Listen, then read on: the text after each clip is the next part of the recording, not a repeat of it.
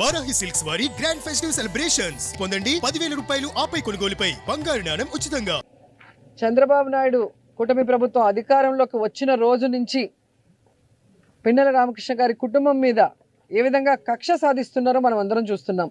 16 నెలల్లో 16 కేసులు పైగా వేసి ఎలా వేధిస్తున్నారో కూడా మనం కళ్ళారా చూసాం.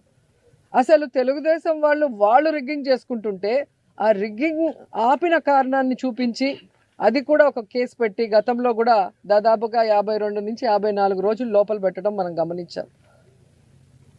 అంటే ఎటుపోతుంది పోలీసు వ్యవస్థ, ఎటుపోతుంది? రెడ్ బుక్ రాజ్యాంగానికి అనుగుణంగా లోకేష్ చెప్పిన దానికి తానా అంటే తందానా అన్నట్టుగా పోలీస్ వ్యవస్థ మారిపోవటం చాలా దురదృష్టకరం. కాకి చొక్కాలు వేసుకోవాల్సిన వాళ్ళు పసుపు చొక్కాలు వేసుకొని ఈరోజు అక్రమ కేసులు పెట్టుకుంటూ పోతుంటే ఏం మెసేజ్ ఇస్తున్నారు మీరు? రాబోయే కాలంలో దీనికి 10 ఇంతలు చేయమనా? పాలిటిక్స్ని భ్రష్టు పట్టిస్తున్నారు. ఎవరైతే ఈరోజు తప్పుడు కేసులు పెట్టి పిన్నెల రామకృష్ణారెడ్డి గారి కుటుంబం మీద లోపల పెట్టి వేధిస్తున్నారో వాళ్ళకి సూటుగా చెప్తున్నాం. ఏదో ఈరోజు మీ పని అయిపోయిందని సంకలు గుద్దుకుంటున్నారేమో. ఇంతవరకు మా నాయకుడు జగన్మోహన్ రెడ్డి గారు చెప్పినట్టుగా ఎవరి జోలికి మేము వెళ్ళలేదు. ఏ పార్టీ అయినా ఏ కులమైనా పేదవాడు అర్హుడైతే అన్ని సంక్షేమ పథకాలు ఇచ్చాం, అభివృద్ధి చేశాం, ఎవరి మీద ఒక తప్పుడు కేసు పెట్టకుండా ముందుకు వెళ్ళాం. కానీ ఈరోజు మీరు చేస్తున్నది చాలా తప్పు. దీనికి 10 ఇంతలు మీరు అనుభవించడానికి రెడీగా ఉండండి అని కూడా హెచ్చరిస్తున్నాం. ఎందుకంటే ఈరోజు కోర్టు ఇచ్చింది పిన్నెల రామకృష్ణారెడ్డి గారికి స్పెషల్గా బెడ్డు, భోజనము, ఆయనకి ఇవ్వాల్సినవి ఏమున్నాయో కోర్టు చెప్పిన తర్వాత కూడా లోపల కూడా అవి ఇవ్వకుండా, టిఫిన్ పెట్టకుండా, భోజనం పెట్టకుండా మానసికంగా కూడా ఆ మనిషిని వేధించడం ఎంతవరకు కరెక్టు? చెయ్యని తప్పుకి కేసు పెట్టి లోపల పెట్టారు. లోపల పెట్టిన తర్వాత ఈరోజు కోర్టు ఇచ్చిన ఆర్డర్ని బేఖాతరు చేస్తూ భోజనం కూడా పెట్టడం లేదంటే మీరు ఏం ఉద్దేశంతో చేస్తున్నారో చెప్పాలి. లోపల ఉన్న ఆఫీసర్లు కానీ పైన ఉన్న ఆఫీసర్లు ఒకరి మీద ఒకరు చెప్పుకుంటూ తప్పించుకుంటున్నారు. రేపు ఈ ఆఫీసర్లందరూ ఇక్కడే పనిచేయాల. రేపు మీ పరిస్థితి ఏంటో ఒకసారి చూడండి. ఎందుకంటే ఆఫీసర్లు అన్న వాళ్ళు రూల్స్కి కట్టుబడి పనిచేయాలి. అంతేగాని లోకేష్కి చంద్రబాబు నాయుడుకి భజన బ్యాచ్ లాగా పనిచేయకూడదు.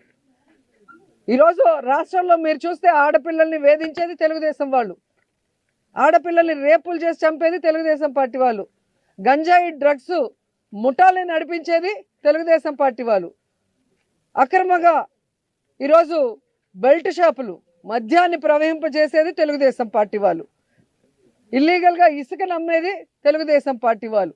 చేసే తప్పులన్నీ తెలుగుదేశం వాళ్ళు చేస్తుంటే వాళ్ళని పట్టుకోవడం ఆపేసి, వాళ్ళ మీద కేసులు పెట్టడం ఆపేసి ఈరోజు తెలుగుదేశం పార్టీ వాళ్ళు మాకు వీడు నచ్చలేదు, వీడి మీద కేసు పెట్టు, వీడు నచ్చలేదు, వీడి మీద కేసు పెట్టు, లేదా వీడు పవర్ఫుల్, వీడు ఊర్లోంచి బయటకు పోవాలి.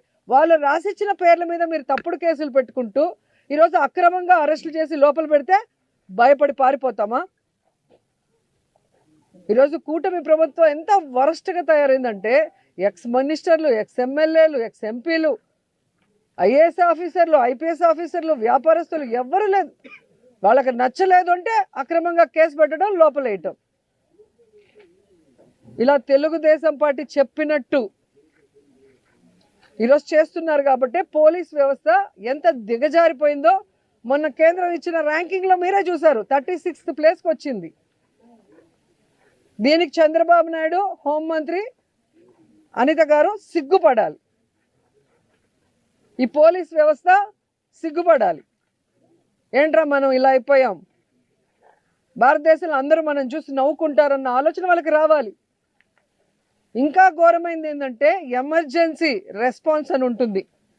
ఆ ఎమర్జెన్సీ రెస్పాన్స్ అయితే చిట్ట చివరి స్థానానికి ఆంధ్రప్రదేశ్ వచ్చింది అంటే ఇక ఈ పోలీసులు వాళ్ళు ఎందుకు ఏదైనా నీళ్ళ లేని బాయిలో దూకచ్చు. రాష్ట్ర పరువుని సర్వనాశనం చేశారు. రాష్ట్ర ప్రజలతో ఓట్లు వేయించుకున్నామని చెప్పి తీయగా అబద్ధాలు చెప్పి వాళ్ళకి వెల్ఫేర్ చేయకుండా వాళ్ళని మోసం చేసేసారు. తీరా ఏం చేశారే అంటే సంపద సృష్టిస్తామంటూ అప్పులు సృష్టిస్తున్నారు. ఏమిచ్చావు? జనాలకు చెప్పిన వెల్ఫేర్ ఏమైనా చేస్తున్నావా? జగన్మోహన్ గారు ఇచ్చింది ప్రతిదీ ఇస్తూ ఎక్స్ట్రాగా చేస్తాను సూపర్ 6 అన్నావు. జగన్ గారు ఇచ్చింది మొత్తం తీసేసావు. నువ్వు ఇచ్చిన సూపర్ 6లో ఏం చేసావు? మరి ఈ డబ్బులంతా ఎక్కడికి పోతున్నాయి? ఇన్ని లక్షల కోట్లు అప్పు చేస్తున్నావు. ప్రజలకి వెన్నుపోటు పడటం ఈయనకి వెన్నతో పెట్టిన విద్య.